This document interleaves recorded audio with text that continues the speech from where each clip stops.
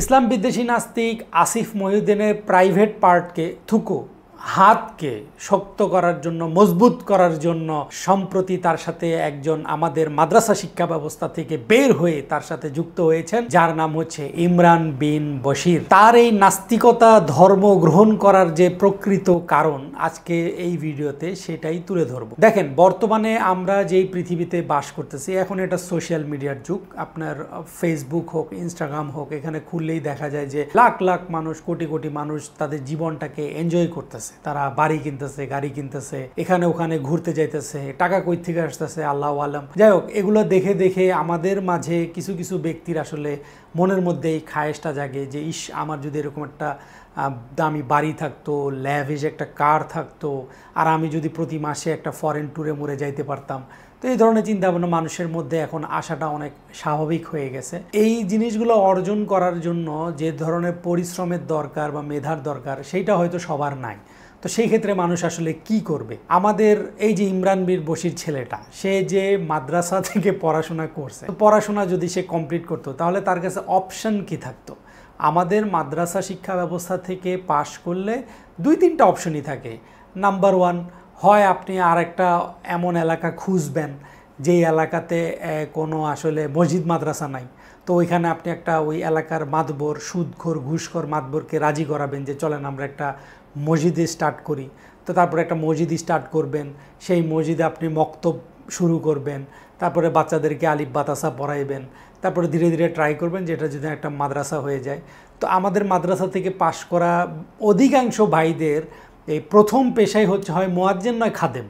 আর কি আসলে, কারণ ওইখানে তো ম্যাক্সিমামই দেখা গেছে মডার্ন যে এডুকেশন, এগুলোকে অবহেলা করা হয়, পড়াশোনা করা হয়। তো এই যে ইমরান বশির ছেলেটা, তার তো 2টা সমস্যা। একটা হইলো তার অঢেল টাকার মালিক হওয়ার খুব ইচ্ছা আর কি, কিন্তু সে পড়ছে হইলো মাদ্রাসা শিক্ষা ব্যবস্থায়। তো সে জানে যে আমার কাছে তো আসলে টাকা কামানোর পথ তো আসলে তেমন খোলা নাই, হয় মসজিদের ইমাম হইতে হবে, আর নাহলে কোনো মাদ্রাসার টিচার হইতে হবে, আর নাহলে খাদেম হইতে হবে, আর যদি লাক খুবই ভালো থাকে তাইলে না হয় ইসলামী বক্তা হইলে কারি কারি টাকা কামানো সম্ভব। কিন্তু সেটা তো 2-4 জনের ভাগ্যেই, তাই না? তো তাহলে তার কাছে কোনো অপশন ছিল না, কিন্তু তার তো আকাঙ্ক্ষা ছিল অনেক যে টাকা পয়সা লাগবে, বাড়ি গাড়ি লাগবে। আর তাছাড়া আরেকটা প্রবলেম ছিল, সে আবার সমকামী। সে তো আবার স্ট্রেইট না, সমকামী, যেটা ইসলামে অবৈধ। আর যদি মুসলমানরা জানতে পারে তাইলে হয়তো তাকে হত্যাও করে ফেলতে পারে।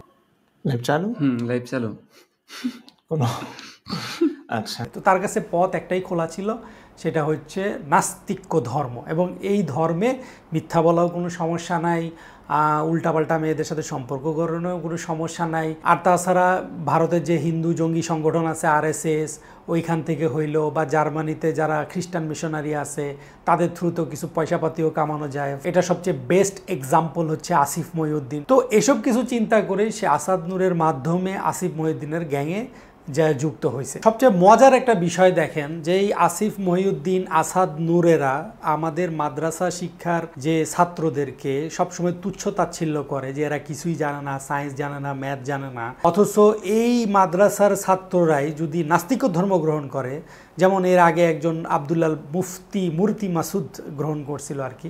তো এরকম একটা লোক হইলেই তখন সাথে সাথে তাদের অ্যাটিটিউড পুরো চেঞ্জ হয়ে যায়, তখন সাথে সাথে ওই ব্যক্তিটা অনেক জ্ঞানী হয়ে যায়। মাদ্রাসা থেকে পাশ করা সত্ত্বেও সে অনেক জ্ঞানী হয়ে যায়। তাকে তারা অনেক বিনয়ের সাথে অ্যাপ্রোচ করে যে মাসুদ ভাই, ইমরান ভাই। তো এই হলো তাদের যে এক ধরনের দ্বিচারিতা, যে যেই লোক মাদ্রাসায় পড়ার কারণে কয়েকদিন আগেও মূর্খ ছিল, সে সাডেনলি নাস্তিক হয়ে গেলে অনেক বড় জ্ঞানী হয়ে যায় তাদের নজরে। তো এই ইমরান বিন বশিরের আসলে নাস্তিক্যবাদ গ্রহণ করার প্রধান কারণই হচ্ছে টাকা পয়সা, আর হলো যে তার যে একটা নষ্ট চরিত্র আছে, সে একজন সমকামী। তো ওই সমকামিতাকে আসলে প্র্যাকটিস করার জন্য সে ইসলাম থেকে বের হয়ে আসছে, এবং এখন সে মোটামুটি একটা চেষ্টায় আছে যে আসিফ মহিউদ্দিনের লেজুর ধরে সে যদি বাংলাদেশ থেকে বের হয়ে গিয়ে তার যে অসৎ চরিত্র আছে এগুলাকে চরিতার্থ করতে পারে। তো এছাড়া ভিন্ন কোনো রিয়েজন নাই ইসলামের থেকে। সে যে বোগাসগুলো কথা বলে যে ইসলামে এটা অমানবিক পাইছি, মানবিক অমানবিক সেটা কিসের স্ট্যান্ডার্ডে, এই প্রশ্ন করলে সে ভ্যাবাচিকা খেয়ে যায়।